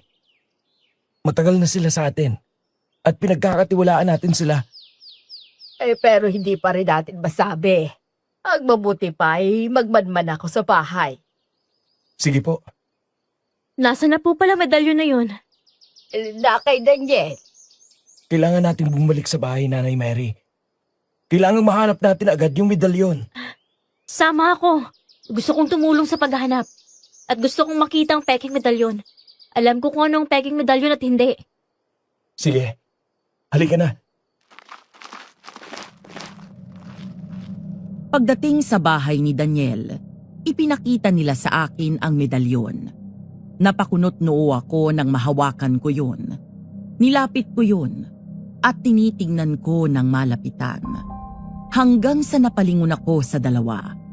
Bumuntong hininga ako at naupo sa gilid ng kama ni Daniel. Sinunog ba ito kasama ng bangkay ng aswang? Oo, yun ang bilin nila na Etang. Kailangan hindi tanggalin sa kanyang medalyon kapag nasaksak na at sinunog ang katawan. Peke ito. Sigurado ako. Ivory ito pero gawa ito sa bato. Kaya siya mabigat at malamig kapag hinahawakan mo. Ang totoong medalyon ay yung gawa sa tusk ng elepante. O ng mahabang ngipin nila. Magaan lang yun. At kapag hawak mo na, mag-a-adjust din ang temperatura niya ayon sa temperatura ng katawan mo. At saka kapag nilagay mo sa mainit yun, matutunaw siya. Sauna talaga. Lalo na kapag hindi mo kabisado ang pagkakaiba nila. Aakalain mo talaga na tunay ito. Babe, ang galing mo naman. Syempre. Iba ng chismosa. Nakikinig kaya ako na mabuti sa sinasabi ni Nana Etong. Sigurado ka ba dyan sa sinasabi mo? Naman ate. Pero bukod sa tanong na sino ang taong tumutulong sa aswang, may isa pang tanong. Paano napalitan ng peke ang medalyon na yun? At saka, puno naman kayo rito ng pangontra. Paano nakakapasok dito ang aswang? Yun din ang pinagtataka namin. Lahat ng exit point ng bahay na to ay may double lock. May mga nakasabit na ring pangontra. Tsaka nasa kwarto ko yan. Sa drawer ko. Hindi kaya... Ang mabuti pa, umpisahan na natin ang paghahanap. Habang nag-iisip tayo nagsagot sa mga tanong na yan. Sa gitna ng nagbabadyang malakas na ulan, agad kaming naghanap sa buong mansyon, sa bawat kwarto, sa kusina, sala, maging sa home library at office ni Daniel, sa dirty kitchen, laundry area, pati na rin sa garahe at servants' quarter. Wala kaming nakitang medalyon. Hanggang sa paglipas na mga oras, ay tuluyang bumuhos ang ulan. Malungkot na naupo si Daniel sa sofa at bumuntong hininga. Nakaramdam ako ng awa sa kanya dahil alam ko na ako ang inaalala niya. Kaya naisipan kong pumunta sa kusina para ipagtimpla siya ng iced coffee para gumaan ang pakiramdam niya. Naabutan ko roon si Nanay Mary na naghahanda na ng iluluto para sa hapunan. Dito ka na kumain. Hindi ka na rin naman makakauwi at malakas ang ulan. Ang kapal ng hamog sa labas.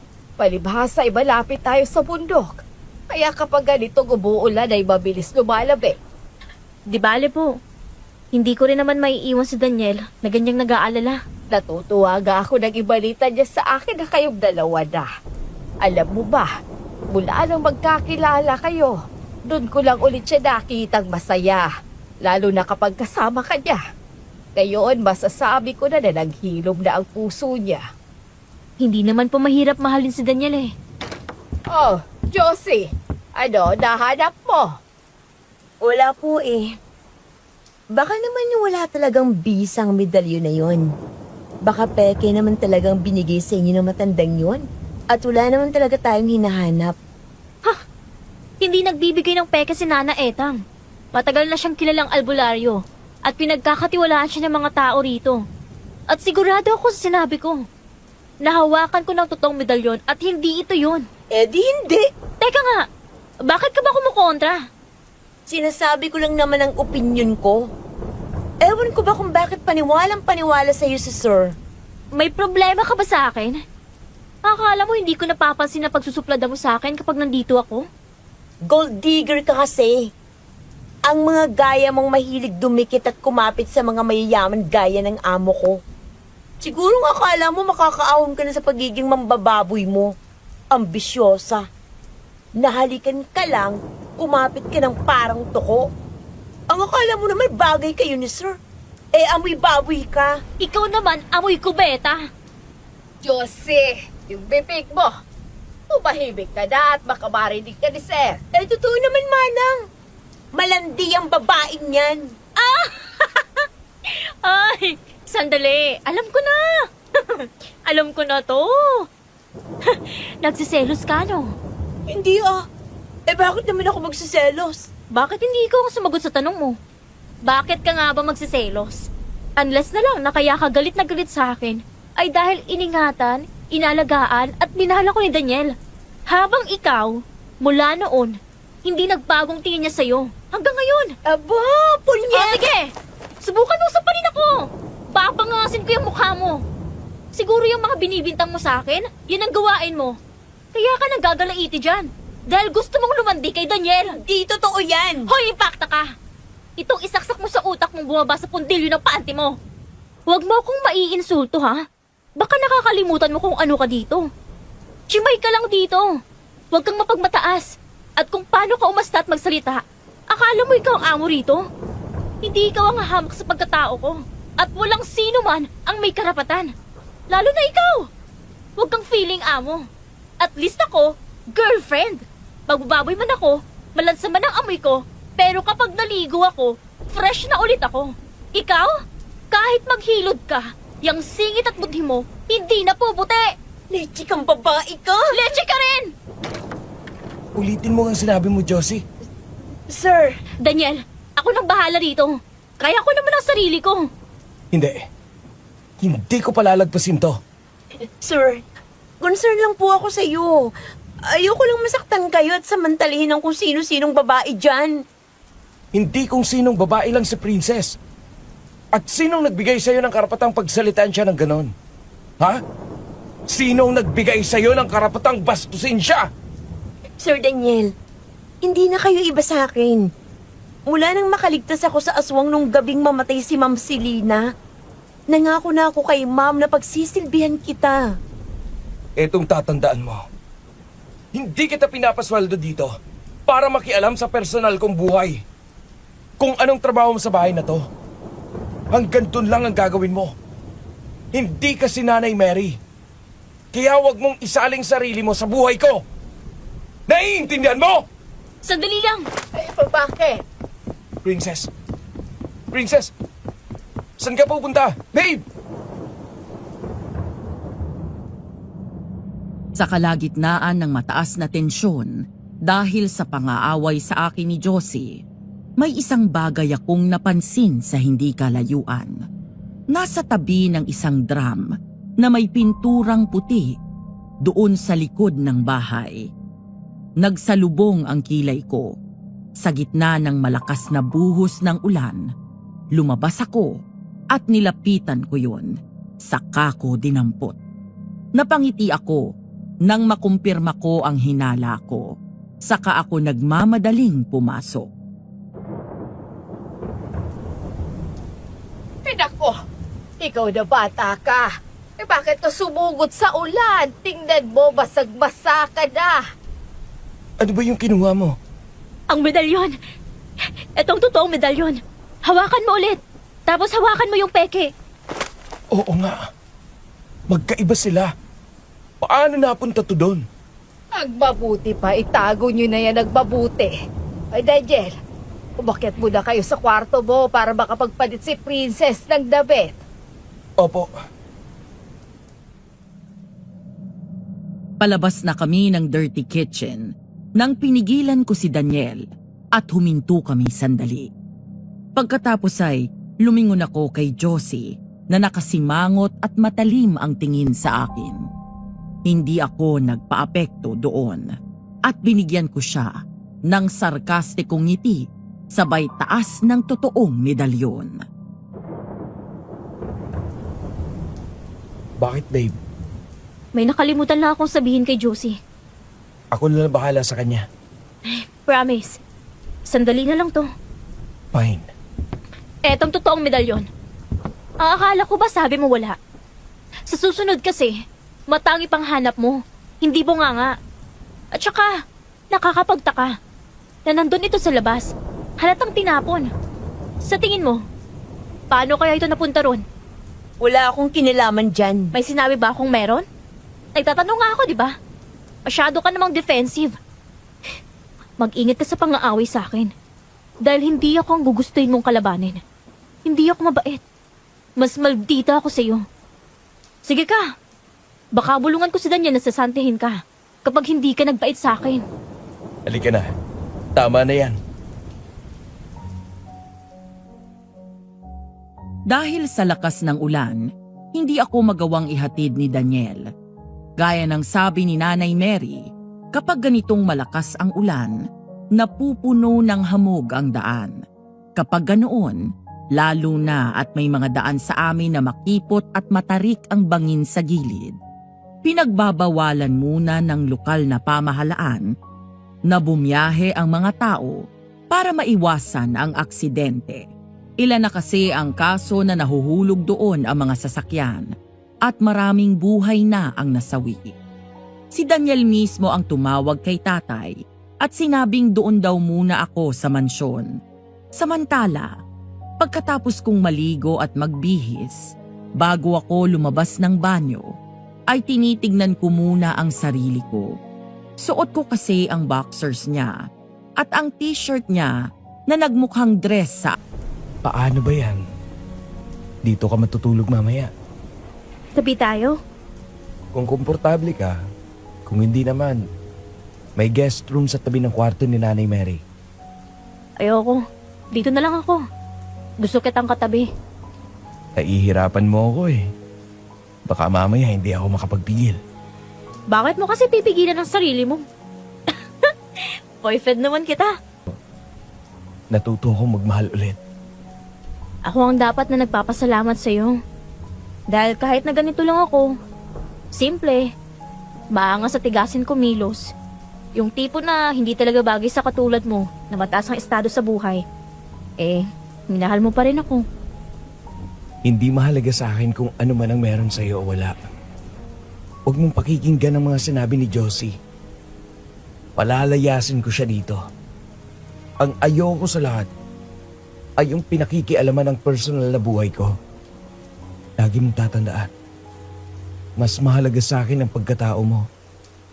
Pinahanga mo ako sa tapang mo at isa yun sa mga minahal ko sa'yo.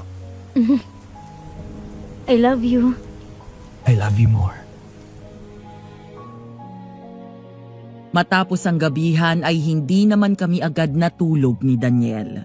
Saktong maulan at malamig ang panahon, kaya pareho kaming hindi makapagpigil. Nang gabing yun ay may namagitan sa amin. Masaya kaming dalawa at may tiwala ako sa kanya.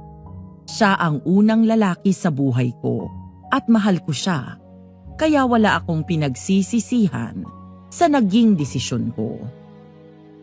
Madaling araw, habang himbing na kaming natutulog, gaya ng nangyari sa bahay namin, wala kaming kaalam-alam na may nakapasok na pala. Hindi sana ako magigising hanggang sa naalimpungatan ako nang malanghap ko ang pamilyar na pinaghalong amoy ng bangkay na naaagnas at amoy anghit. Babe? Uy, babe. Dan? Ikaw ba yun? Bakit amoy putok ka? Ano nga may putok? Hindi ako yun. Para namang hindi mo ako naamoy kanina. Bakit naaamoy ko hanggang dito ang anghit ni Jack? Baka naman... Jack! Mabuti naman. At kilala mo pa rin ako. Paano ka nakapasok dito sa bahay ko? Bigla kaming bumalikwas ng bangon nang pagtingin namin sa paanan ng kama ay nakatayo na doon si Jack. Madilim ang mukha at nanlilisik ang mga mata. May kakaiba sa kanya na nagpapatindig sa balahibo ko sa katawan. Parang hindi siya ang kilala kong Jack dahil mukhang demonyo ang isang ito.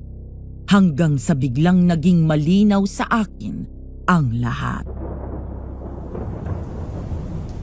Ang isipin mo ay kung paano kayo makakaligtas. Dahil ngayong gabi mo makikilala si kamatayan! Jack! Ano bang pinagsasabi mo? Ang Jack na tinutukoy mo ay matagal ng patay. Kaya buhay ang katawan niya ay dahil sa espiritu ko. Ano? Kung ganon, ikaw pa rin ang aswang na pumatay sa pamilya ko. Ano ba talagang kailangan mo? Ako nga! At ang buhay niyong dalawang kailangan ko. Masyado lang maraming alam ang babaeng yan. Kailangan niya nang mawala gaya ng asawa at mga anak mo. Hayop ka! Sisiguraduhin ko ngayong gabi ay tuluyan ka ng mamamatay at hindi ka na makakabalik! Princess, ang medalyon kunin mo! Mabilis kaming tumalon sa kama sa magkabilang side nang biglang sumugod si Jack. Nagmamadali akong pumasok sa walk-in closet, saka sinarado ko yun. Pagkatapos ay kinuha ko ang medalyon sa isang drawer. Hanggang sa narinig ko na lang si Daniel na sumigaw at tinawag ang aswang. Hoy! Akong kailangan mo, di ba? Kapag napatay kita, ang katawan mo ang permanente kong babahayan. Kaya lahat ng kayamanan mo ay magiging sa amin. Anong palagay mo sa akin? Lampa? Subukan mo kung kaya mo! Bumalik ka dito! Daniel! Nang marinig ko na tumakbo palabas si Daniel, saka pa lang ako nakalabas. Nagmamadali akong bumaba at naabutan ko silang naglalaban sa dining area. Tuluyan nang nagbago ang anyo ni Jack at naging aswang. Nakalabas ang mahaba at matalim niyang kuko. Nanlaki ang mata ko nang makitang sinugod ng aswang si Daniel. Pero agad siyang nakaiwas at sumampa sa kahoy na dining table. Sabay saksak sa batok nito. Anong nangyayari? Pumasok na naman ang aswang! Nay, tumawag po kayo sa barangay hall. Sabihin niyo po na nandito ang aswang at kailangang masunog agad ang katawan niya. O sige, gayon din. Ibabalik kita sa impyerno! Ikaw ang magbabayad sa pagpatay mo sa pamilya ko! Daniel! Ang medalyon, ihanda mo na! Nandito na! Matapos masaksak ni Daniel ang aswang sa bato, bumaba siya sa mesa sabay sugod dito. Binigyan niya ito ng malakas na tadyak kaya bumalandra ang katawan nito sa pader saka bumagsak ito sa sahig. Pero hindi rin nagtagal ay nakabangon ang aswang at sinubukan pa ring lumaban. Dahil malaki ang katawan nito, hindi gaya ng unang katawan na ginamit nito na maliksi, naging mabagal ang kilos nito. Mabilis na nakaiwas si Daniel at nasaksak siya sa leeg. Agad tumagas doon ang dugo. Nang mapaluhod ito, saka ako lumapit at agad na sinuot ang medalyon, sabay saksak ni Daniel sa puso. Nagkatinginan kaming dalawa nang biglang huminto ito sa paghinga at tuluyang bumagsak. Totoo nga sinabi ni Nana Etang. Tumigil sa pagtibok ang puso niya. Patay na siya. Daniel, parating na sila, Kapitan. Salamat po, Nay. Salamat sa Diyos at napatay na sa wakas ang aswang. Isa na lang ang kailangan nating hanapin. Kung sino ang hayop na nagtatraidor sa akin at nagpapapasok ng aswang dito. Kumalat sa bayan ang tungkol sa nangyari kay Jack. May ilang kapitbahay kaming sinubukang kontakin ang pamilya o kamag-anak nito, pero wala kahit isa ang nagpakita ng interes. Ayon sa iba, sa nakausap ni Kapitan, matagal na raw pinabayaan ng pamilya niya si Jack dahil sa pambubugbog sa asawa niya. Dahil nga barumbado, naging malaking problema siya ng mga magulang niya at kapatid niya. Napakalungkot na tuluyan na siyang pinabayaan ng kanyang pamilya, na kahit ihatid sa huling hantungan ay hindi nila ginawa. Kaya naman ang abo ng katawan ni Jack ay pinalibing na lang ng barangay sa public cemetery. Ang naghatid sa kanya sa huling hantungan ay kaming magkakapit-bahay din. Dahil gaya ng ibang napatay ng aswang, isa lang din siyang biktima. Grabe din na nangyari kay Jack, ano? Sino kaya pumatay sa kanya? Walang yang taong yun. Para makipagsabuatan siya sa aswang. Ano kayang ipinangako sa kanya ng aswang na yon? Malakas ang kutob ko na ang taong tumutulong sa kanya ay pamilya niya. Isa lang naman ang importante sa mga aswang. Ang mapanatili nila ang kanilang lahi. Ganon din ang espiritu ng aswang na yon. Kaya siya pasalin-salin sa katawan ng iba. Hindi lang dahil sa gusto niyang magasik ng lagim. Gusto niya rin magkaroon ng permanenteng tirahan dito sa mundo. Buti na lang patay ng aswang. Nakita ko mismo kung paano natunaw ang medalyon na bigay ni Nana Etang. Kumusta na si Daniel?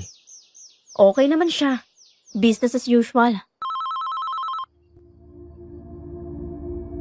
Mula sa pamilya ko, ay napunta sa cellphone ang atensyon ko nang makatanggap ako ng mensahe. Napangiti ako nang makita ang pangalan ni Daniel. Ayon sa kanya, may impormasyon na raw siya tungkol sa taong tumutulong sa aswang at pinapapunta siya nito sa mansyon. Dahil doon, agad akong nagtungo sa kwarto ko at nagpalit ng simpleng jeans, blouse at flat shoes. Naglagay lang ako ng konting lipstick at nag-apply ng pressed powder. Nang lumabas ako ng kwarto, Naglingunan sa akin ang tatay at mga kuya ko.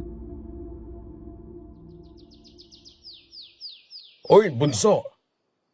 Saan naglakad mo? Kay Daniel, may pag-uusapan lang kami. Magpahatid ka dito sa Kuya Glenn mo. Hindi na po, mag-tricycle na lang ako. Umuwi ka mamayang gabi, ha? Pag-iisipan ko. La, tayo!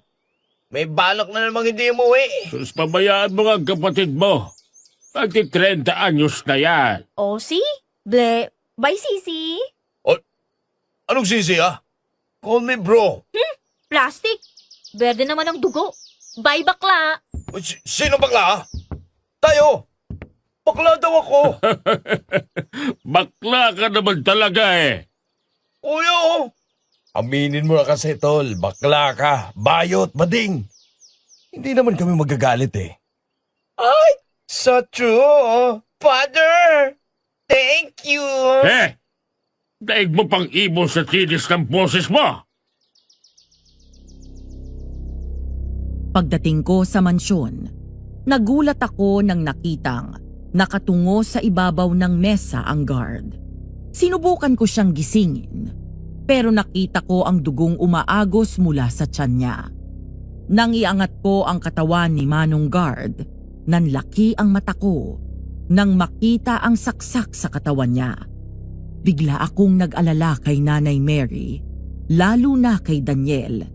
Naroon ang kotse niya sa garahe. Agad kong naisip na baka may nangyaring masama sa kanya at ang nag-text sa akin ay ang pumatay sa guard.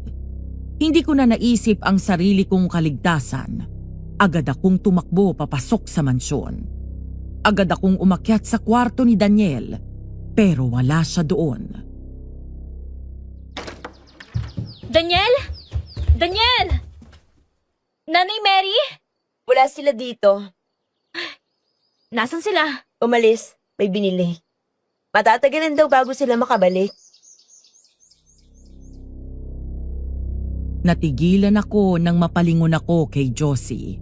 Naakala mo kung sinong donya na nakaupo sa sofa. Sinubukan kong tawagan si Daniel, pero napakunot noo ako nang marinig ko ang malakas na ring ng phone niya. Ngumisi ang babae at tinaas ang cellphone sa kahinagis sa sulok ng sofa. Doon ako biglang kinabahan. Sinundan ko siya ng tingin. Nang tumayo siya na may hawak na military knife, saka dinuro ako gamit ang dulo ng patalim. Nang makalingat siya saglit, palihim ko siyang kinunan ng video. Anong ibig sabihin nito, Josie? Ikaw ang nag-text sa akin? Alam mo, kasado ng plano namin eh. Papatayin ko si Selena. Tapos ililipat ko ang espiritu ni Judith na nasa katawan ng babaeng aswang na yon sa katawan niya. Pagkatapos, mabubuhay kami ng sagana. Ang kapatid ko bilang peking asawa ni Daniel at gagamitin namin ang pera niya. Pero pakialamera ang pesting mga batang yun. Akalain mong pumunta sa kwarto ko at nakita nila ang aswang doon. Ayop ka! Ikaw ang tumatraidor kay Daniel? Aswang ka rin? Oo!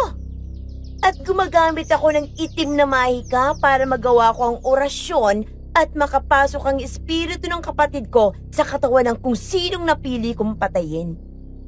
Pero hindi ako gaya ni Judith na nagpapalit ng anyo. Wala akong magagawa, princess. Nagugutom ang kapatid ko at kailangan niyang kumain. Eh pati gutom ang walang hiyang aswang na yun. Pati ang lamang loob ni Selena ay kinain niya. Ang usapan lang namin ay ang mga bata. Kung ganun, tama ang unang hinala ko. Ikaw nga ang nagtapon ng totoong medalyon. Pero mabuti na lang at bobo ka. Sa halip na itapon mo sa basurahan, initsa mo lang sa labas. Ang sabihin mo, masyado kang intrimitida. Masyado kang pabida. Kesa naman sa'yo, na mas masahol pa sa kapatid mong aswang. Yung walang utak. Sa bagay, wala ka rin nun. Animal ka. Mga ambisyosang aswang din kayong magkapatid, no? Kayo na nga lang nakikibahay. Gusto niyo pang angkinin. Pagkatapos ni Selena, ang target niyo dapat ngayon na si Daniel? Oo! Pero sinira niyo ang plano namin. Pinatay niyo ang kapatid ko! Aba mabuti nga't patay na ang kapatid mo. Mabait talaga ang Diyos, no? Hindi niya hinahayaan na magtagumpay ang mga demonyong gaya niyo. Pagbabayaran niyo ng buhay niyo ang ginawa niyo kay Judith. Siya na lang ang nag-iisang pamilya ko. Pinatay niyo pa siya. At itong magiging ganti ko sa lalaking yun. Ikaw ang madadatang sorpresa ni Daniel. Ang malamig mong bangkay. Gagawin ko sa'yo ang ginawa ko sa asawa niya. Kung paano ko winasak ang tiyan ni Selena. Pero sa'yo, ako mismo ang kakain ng lamang loob mo. Uulitin kong sinabi ko sa'yo nung isang araw. Hindi ako ang gugustuhin mong kalabanin. Hindi mo ako madadala ng banta mo. Papatayin kita. Hindi ako papayag na aalis ako ng bahay nito na wala sa inyong dalawang namamatay. Pero ikaw napili ko dahil gusto kong makita kung paano mabaliw si Daniel kapag nakita kanyang namatay ang pangalawang babaeng minahal niya. Ang kapal naman ng mukha mo. Ikaw bang may ganang maghigante? 2 inosenteng batang pinatay nyo dahil sa kaululan yung magkapatid. Hindi ba dapat magpasalamat ka sa akin? Dahil kung hindi ko pinatay ang asawa at mga anak niya, hindi mo siya makikilala. Hindi ka nagpapakasasa sa pera ni Daniel. Hindi ako ganong klase ng tao. Hindi ko gugustuhin na may mamatay na inosenteng buhay para sa sarili kong kapakanan. Lalo na ang mga bata. Ang utak kong ginagamit ko. Hindi tulad mo. Princess! Anak! Sabay kaming napalingon nang biglang humahangos na dumating si Daniel at si tatay. Kasunod nilang dumating si Nanay Mary at ang 2 kuya ko. Agad na nagdilim ang mukha ni Daniel nang makita si Josie na nakatutok ang patalim sa akin. Umatras ang babae nang hindi binababa ang armas at lumapit sa akin, saka tumayo sa likod ko. Pagkatapos ay tinutok ang dulo ng patalim sa leeg ko. Siyang tumatraidor sa'yo, Daniel. Kaya malaya nakakapasok ang aswang sa bahay mo ay dahil kapatid niya ang aswang. Siya rin ang totoong pumatay sa asawa at mga anak mo at pinakain niya ang laman loob nila sa kapatid niya. Ano? Ngayon naman si Princess ang gusto mong patayin? Pasensya na, sir. Naniningil lang dahil pinatay niyo ang kapatid ko. Hindi ako papayag na pati si Princess ay mawawala dahil sa'yo. Kung may galit ka sa akin, ako na lang! Huli na pare dyan. Magpaalam ka na sa babaeng to. Ikaw ang magpaalam! Sira ulo! Bigla kong hinawakan ang kamay ni Josie. Sabay tulak palayo ang kamay niyang may hawak na patalim mula sa akin. Pinilipit ko ang braso niya, sabay siko sa mukha niya. Pagkatapos ay binigyan ko siya ng isang malakas na suntok. Sa isang iglap ay biglang bumagsak si Josie sa sahig at nakatulog. Natigilan si Daniel at lahat kami ay nakatingin sa kanya. Oh, Bogs! Nakaw ang bakla. Ay, bagsak! Sabi na eh. Hindi tayo kailangan dito. Sinabi ko na sa'yo, na huwag mo akong kakalabanin. Hindi ka marunong makinig. Ang dami pang satsat kanina. Isang suntok ka lang pala. Bagsak ka na. Anak ko yata yan. Neil, tumawag ka na ng pulis. Opo. Princess, ayos ka lang? Okay lang ako bukod sa kamao ko. Tigas ng panga ng babaeng yan. Sa tingin ko, hindi na ako dapat mag-alala sa'yo masyado. Salamat sa tulong mo para mahuli ang pumatay sa pamilya ko. Wala yun. Maliit na bagay. Pero sana, huwag ka magsiselos. Kung ang magiging priority ko na ngayon ay si Princess at ang bubuuin naming pamilya. Huwag kang mag-alala, Selena. Hindi ko pababayaan si Daniel. Kapag hindi niya kayang lumaban, Ako ang magiging matapang at lalaban para sa amin. Pangako, walang aswang ang pwedeng magpahiwalay sa amin. Babe, salamat sa pagiging understanding mo. Nauna silang naging parte ng buhay mo. Kaya ayokong kalimutan mo sila. Masakit mang aminin. Siguro, hanggang doon na lang talaga ang buhay nila. Nagkataon lang na nawala sila sa hindi magandang paraan. Pero kung ano ka ngayon, yon ay dahil sa kanila at sa pinagdaanan mo. At yon ang Daniel na minahal ko. I can't wait to marry you, baby. Ako rin. Sobrang excited na rin. Salamat ha. Dahil minahal mo ko. Kahit na medyo siga, tigasin ako. Yun ang charm mo. At yan din ang minahal ko sa'yo.